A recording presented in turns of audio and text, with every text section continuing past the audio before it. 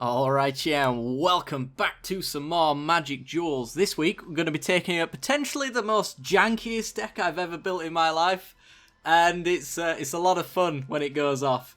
With all jank, though, there is obviously the occasion when it doesn't, but hopefully I get to showcase both sides of that deck this week. So, we're going to take a look at a mono-red implements deck. So, the whole point of the deck is to play as many implements as possible. Implement of Combustion, Improvement, and Ferocity, that kind of thing. They have the ability to do a specific thing to each of them. However, when they're put into the graveyard from the battlefield, you draw a card. So we're going to try take advantage of that as much as possible. So we've got sacrifice outlets for that kind of thing.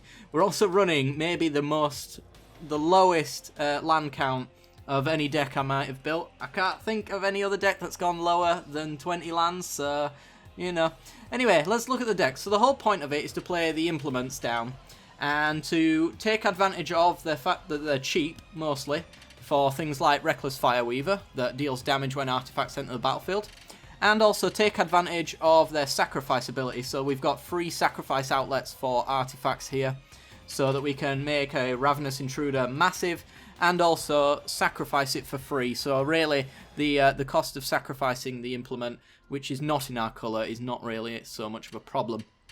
Also, to add to that, we have our Foundry Inspectors that make artifacts cost 1 less to cast, which can make the implements free, so we can play them without spending any mana, sacrifice them without spending any mana, and then, if we've got Pier's Revolution on the battlefield, if our opponent doesn't want us to take it back to our hand, they have to take 3 damage. So all of a sudden, a lot of our implements are taking 3 damage. And if you combine a lot of the things that we've got in this deck on the battlefield, they either take 3 damage, or you play it, draw a card, and deals them 1 damage. And you do it forever until they decide to take that 3 damage. So you can count all of these as 3 damage burn spells a little bit down the line.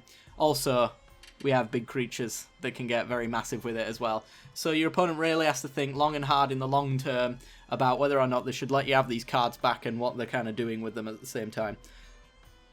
So, let's look at the beginning of the deck anyway, shall we? We've got a 1-mana Bomat Courier, so it's a 1/1 artifact creature with haste. Whenever Bomat Courier attacks, exile the top card of your library face down. You can pay 1 red and discard your hand, sacrifice Bomat Courier, and put all cards exiled with the Courier into their owner's hands. So, every single time the Courier attacks, a card goes underneath it. Whenever you are ready to, whenever your hand's empty, or whenever it's really bad, you can pay the 1 and take whatever cards are underneath Bomat Courier and draw that many cards. So this is a really good way of refilling our hand, because we do empty our hand out very fast. As you can maybe imagine, it doesn't take us too long to get all of these implements out on our hand, which our hand might be full of them. So if our hand's full of implements and Fireweavers and stuff like that, then our hand's going to be empty in a couple of turns. So Bomat Courier allows us to refill our hands, keep that advantage going, keep the pace going, and the pressure on our opponent. It's really awesome. And with the Foundry Inspector as well, Bomat Courier can be free, so we can use it to sacrifice to the Intruder. Excuse me. We can deal 1 damage with the Fireweaver, and we can even make our opponent give us it back if they don't want to take 3 damage. So there's a lot of synergies there. Next, we've got the Implement of Combustion. It's a 1-mana artifact that says pay red, sacrifice the Implement of Combustion. It deals 1 damage to target player. So this is the only implement in our deck that we can actually cast consistently. I should note that we do have Ether Hubs in the deck, only 3 of them. That does allow us to use some of the implements, but not very consistently, because we only have we don't have any energy generation, so we can only do the off-color implements 3 times during a game, potentially. It's not really that important, to be perfectly honest. We really just want to do the implements for their secondary ability, which is whenever Implement of Combustion is put into the graveyard from the battlefield, you draw a card. So if we can get this down for free, we can sack it for free, and we can draw a card.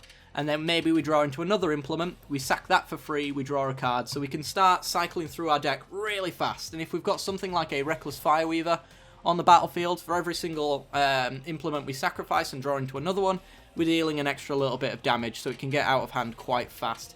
And if we have Pier's Revolution, then our opponent's going to be giving us these back, so that we can draw extra cards and do extra damage, and pretty much just work our way through our deck entirely. We then have Implement of Improvement, so yet again another 1 mana artifact that says pay a white, sacrifice the Implement of Improvement, and you gain 2 life. Whenever the Implement of Improvement is put into the graveyard from the battlefield, you get to draw a card. So yet again, this is off colour, so we can do this 3 times in a game, and we can also draw cards off of it, which is the most important part. We do have other ways of using these implements as well, so sacrificing isn't the only gain as well. Should note, we never actually talked about the Ether Grid, which we can use to tap untapped artifacts and deal 1 damage to target creature or player. So even when they're not attacking our creatures, all of these cheap, crappy implements can start doing a little bit of damage just by themselves, which is awesome. We then have the Implement of Ferocity, so for 1 mana, it's a green sacrificing artifact. Sacrifice it, put a 1/1 counter on target creature, activate this only time you could cast a sorcery, and when Implement of Ferocity is put into a graveyard from the battlefield, draw a card. We can use this one as well to put our Fire Weavers out of certain burn ranges as well. If we do have the energy to do so, we can make this a 2/4, which can be a decent blocker, and also survives a lot of burn spells like Radiant Flames and Fiery Tempers and things like that. So maybe we want to sacrifice with the green to do that as well. We then have Renegade Map. This is the reason why we can afford to have such a low land count, because believe it or not, even with 19 lands in our deck, we can still get flooded quite easily. Because we do a lot of cycling, so we don't want to hit lands. We want to make sure that we're hitting artifacts instead of lands every single time, unless of course we're looking for them. But Renegade Map is a 1 mana artifact, and it enters the battlefield tapped, and you can sacrifice it after it's untapped, of course. Search your library for a basic land card, reveal it, and put it into your hand, and shuffle your library. So this is the way to keep our land counts low. If we can consistently take 1 land hands as long as we've got a Renegade Map in our hand, because you can count this as an artifact land in a sense, because it's always going to grab you one and thin out your deck so that you can draw into implements more consistently as well. So it only ever grabs mountains, it can't grab non-basics or anything like that, but we don't really need it to, because we'll be cycling into those non-basics with our implements. We then have Ravenous Intruder, so this is pretty much the build-around card for me. This is the one that I was staring at for quite some time and thinking, how am I going to break this card and make it pretty awesome? Because some of you know me as well enough to know that if I can find a creature that I can make stupidly big out of nowhere, then I'll try to make a deck around it, and Ravenous Intruder is no exception to that rule. So for 1 and a red, we've got a Gremlin creature. It's a 1/2, which is not very menacing. However, it has the ability to sacrifice an artifact for free at any speed, and Ravenous Intruder gets +2/+2 until the end of the turn. So with a lot of implements on the battlefield, we can sacrifice our implements for free, thanks to the Intruder, to draw a card and give our Intruder +2/+2. So pre-combat, we can sacrifice all of our implements, draw as many cards as we possibly can, which might draw into more implements, which means we can sacrifice more artifacts. If we've got a Foundry Inspector on the battlefield as well, these become free, so we can do this as many times as possible. And we can even save some of them for combat tricks as well if we leave this guy back to block their biggest creatures, which is pretty sweet. Unfortunately, you can only have 3 of them. I would run 4 if it was a common, which it really should be. But, you know, we'll see. Anyway, moving on, we've got Reckless Fireweaver. So for 1 and a red, a 1/3 creature human artificer. Whenever an artifact enters the battlefield under your control, Reckless Fireweaver deals 1 damage to each opponent. So with a Fireweaver on the battlefield, suddenly these implements have an extra little ability to them. They're actually dealing the damage for their mana cost as well. So every single time a 1 mana implement comes in, it deals them 1 damage, that kind of thing. And if we can cycle these through over and over again, we can actually rack up a lot of damage with a Fireweaver. If we can get as many Fireweavers on the battlefield as possible, then we're absolutely golden and running home. It's pretty sweet. So our opponent really has to deal with these soon before they get completely out of hand. We then have Scrapheap Scourge, so for 2 mana, a 3/2 artifact creature. Yet again, triggers our Reckless Fireweaver, can be sacked to the Intruder. And if we have the energy, we can even pay the 1 and a black to exile it and bring it back to our back to the battlefield as well, to sack again perhaps. So it is a 3/2 that can't block, which means it's pretty much just cannon fodder to throw into our opponent, maybe even just to sacrifice to the Ravenous Intruder to give an extra +2/+2. If that's the route that we end up going down, we really just want to throw this guy away as quickly as possible, but he does allow us to put on a fair amount of pressure in the early game as well. 3 damage on for the turn 3 that he gets to attack is pretty sweet. So if your opponent can't deal with them, then it's all golden. And they're probably going to assume that we can pull this back whenever we want, using some sort of nefarious means. We can't really, but our opponent doesn't need to know that. So they're likely to leave this guy alone as much as possible, maybe even just trade off with a crappy creature if they can pull that kind of thing off.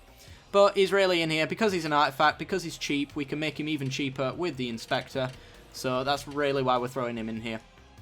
Next we've got Key to the City. So this is a 2-mana artifact that says tap, discard a card, up to 1 target creature cannot be blocked this turn. Whenever Key to the City becomes untapped, you may pay 2, and if you do, draw a card. So it allows us to discard our lands so that we can untap and draw an extra card on the turn, so we can find maybe more of our implements, maybe go for our Ravenous Intruders and stuff like that. The first ability as well, to make a creature unblockable, is primarily there for the Ravenous Intruder, because if we can sacrifice several artifacts in a single turn, Ravenous Intruder could probably take down about half of your opponent's life total in one shot. If you combo that with the Fireweaver that's probably been doing damage for quite some time as well, then Ravenous Intruder can become lethal in one shot, and if you can make it unblockable, there's not really too much your opponent can do about it. Because if they do try to burn it, then you just sacrifice in response. The only thing that you have to worry about is hardcasting removal, essentially, things like murder and stuff like that. We then have Schematic, so this is a pretty sweet card. So for 2 mana, we've got an artifact. When Schematic enters the battlefield or is put into the graveyard from the battlefield, put a 1/1 colourless servo artifact token onto the battlefield. So when Schematic comes out, it's a 2 mana, brings out an artifact and creates a servo. So that's 2 damage with the Reckless Fireweaver. It also has a sacrifice bonus as well, because if we do put it into the graveyard from the battlefield, we get an extra servo on top of that as well, which is another trigger for the Fireweaver if we can sacrifice it. But it's also 3 sacrifice triggers for a Ravenous Intruder for 2 mana, which is pretty sweet. Could even be 1 mana with a Foundry Inspector, or 0 with 2. It's not likely you're going to get 2, but you can always count on that to potentially happen anyway. So Schematic's really good. We're running all 3 copies of that. We then have Alchemist File. So this is kind of like an implement, except for we get the bonus of the card draw from the very beginning, but it does come with the extra cost on it. It's not likely to be free, unfortunately. So it's a 2 mana artifact that says when it enters the battlefield, draw a card. So it's a cycle card. If we can make it free, then it's a 0 cast, draw another card, cantrip essentially.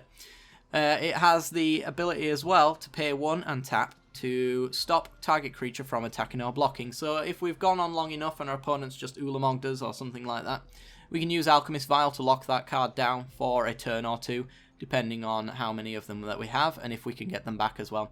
Because if we do sacrifice the Vial and we have something like Pierre's Revolution on the battlefield, then our opponent has to either lose 3 life or let us have it back so that we can lock down their creature again. So there is a nice little combo there as well. It's pretty sweet. But for the most part, things like the Alchemist File and the Servo Schematics are really good with the Ether Grid, because we can just tap them to deal damage to our opponent's creatures or to them as well. Next we have Foundry Inspector. We have touched upon this card, but this card is busted in this deck, which is pretty sweet. So Foundry Inspector is a 3 mana artifact creature, and it says that artifact spells you cast cost 1 less to cast. So suddenly everything on this side, all of these cards are now free. So as you might imagine, we've got a lot of free cards with a Foundry Inspector in play. If we can bring these back to our hand with Pierre's Revolution and things like that, then we can do this over and over and over again. So if we had maybe the combination of Foundry Inspector, Pierre's Revolution, and Ravenous Intruder, if we had all 3 of those on the battlefield, then we sacrifice an implement, and our opponent either has to take 3 damage or let us have it back. And if they let us have it back, we draw a card and we cast it for free and do it all over again. So eventually our opponent has to take 3 damage from these implements, but until they do, they're allowing us to keep drawing cards throughout our deck. Maybe even with the Renegade Map, actually thin out a deck to make our draws a little bit more powerful as well. So there's a lot to be done there. That's pretty much the sweetest combo. You could also have the Reckless Fireweaver as well. If you can make them free with the Fireweaver, the Intruder, and the Inspector, then all of a sudden all of the implements are now dealing an extra little bit of damage as well, regardless of Pierre's Revolution being on the battlefield. It's not as much, it's not ideal, but it can work.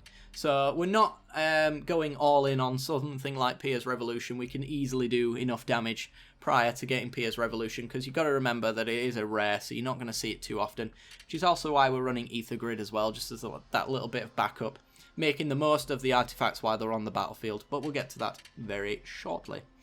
So Pierre's Revolution, pretty sweet. If non-token artifacts put into the graveyard from the battlefield, we get it back unless our opponent loses 3 life, so our free cards can now be 3 damage burn spells, essentially, or infinite draw until they decide they want to take that 3 damage, which is pretty sweet. Next, we've got the Ghirapur Ether Grid, so for 2 and a red, an enchantment that says tap 2 untapped artifacts you control, and Ghirapur Ether Grid deals 1 damage to target creature or player. So, when we're not sacrificing our artifacts, we can use them to tap down, so we could tap down our 2 implements to deal 1 damage to something. If we're doing that every single turn, we're racking up a fair amount of damage over time. We can use it to get rid of their opponent's servos or their plant tokens, things like that, which might give us access to their planeswalkers. Should be noted as well, Ghirapur Ether Grid, that can be redirected to planeswalkers as well, so we're really not too badly set up for Super Friends and stuff like that, because we can ping our opponent's planeswalkers every single turn. They can't really power them up enough unless they've got too many for us to take control of. But there you go. We're only running 2 copies of this because we don't want to see more than 1 in a game unless they've just removed it. But we're also... Pierre's Revolution is almost just as good as a Ether Grid as well. So we're kind of running 4 win cons in that sense. So that's essentially the deck. If we go to the mana base, which is quite interesting, we're only running 19 lands, and 19 is surprisingly low for most decks. However, this one, because of the low mana cost and the fact that a lot of our stuff can eventually become free, we don't really need that much mana, and in fact we want to make sure that we don't draw too much mana in the late game. Almost always never want to see a land later on in the game unless we want to discard it to something like Key to the City, that kind of thing. So we're running 13 mountains, which is pretty much enough. As you can see, we're only running 11 spells that take red mana. The rest are entirely colourless, so we can run a lot of colourless cards here. But we do want to make sure that we've got a mountain at least, because we don't want to be stuck on turn 2 without a Fireweaver or a Ravenous Intruder ready to do its thing. So we're running that much. You could probably put more colourless lands in here, like maybe the Foundry, Thopter Foundry? No, not Thopter Foundry. Hang on. Colourless land. Apply. Where are you? Foundry of the Consoles, that's the one. You could run these, but making that 5 mana cost payment isn't too easy. So maybe you don't want to do that, but it's up to you if you wanted to do that kind of thing. You could even do maybe a Blighted Gorge, or even add an extra Rogue's Passage in. Rogue's Passage not so important because we do have Key to the City, which is also an artifact which triggers a lot of things as well. So it ain't bad for us. We then have Inventors Faire as well. It's a legendary colourless land that says at the beginning of your upkeep, if you control 3 or more artifacts, you gain 1 life. So this is our way of lasting the late game against certain decks. If we're quite low on life ourselves, then that little bit of life gain can be quite important. It adds 1 colourless to the mana pool as well, so it's not just sitting there. It does help us out a fair bit as well.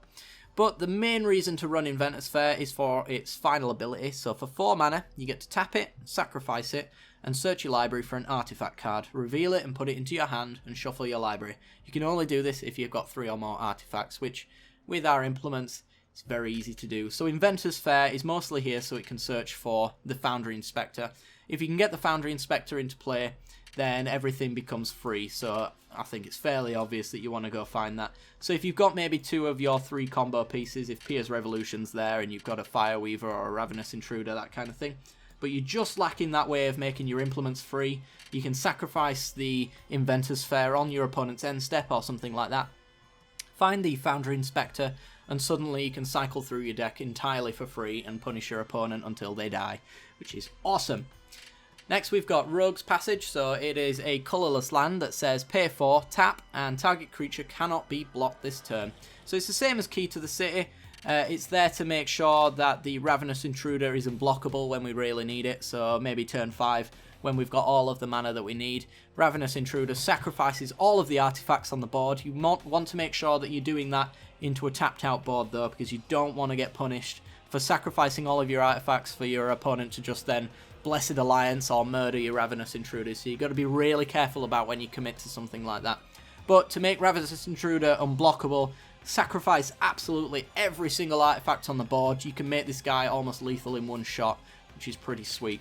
Depending on how much damage you've done prior to that anyway, it might just be lethal on its own. So we're running a singles rogue passage for that, as I mentioned, because we've got 2 Key to the Cities, which are going to do the same thing for a lot less mana cost. Finally, we've got Ether Hub. So Ether Hub enters the battlefield, you gain 1 energy. It adds colourless to the mana pool, but you can also pay the energy that it has to add 1 mana to your mana pool of any colour. So if we really need to gain life, for example, we can pay the energy to use white mana to gain 2 life off of this implement. We maybe even pay green to make our Ravenous Intruder or our Fireweaver just that little bit harder to deal with by giving it that extra point of toughness, that kind of thing. So that's why the Ether Hub's here. Anyway guys, that's going to do it for the deck. If you want to see the true jank in action, then be sure to check out the matches that should be following very shortly after this, if not already. As always, be sure to like and subscribe for some more Magic Duels content, and hit the little bell icon right next to the subscription button to be notified when I release new videos. Alright guys, hope you enjoyed, and I'll see you in the matches. Bye bye.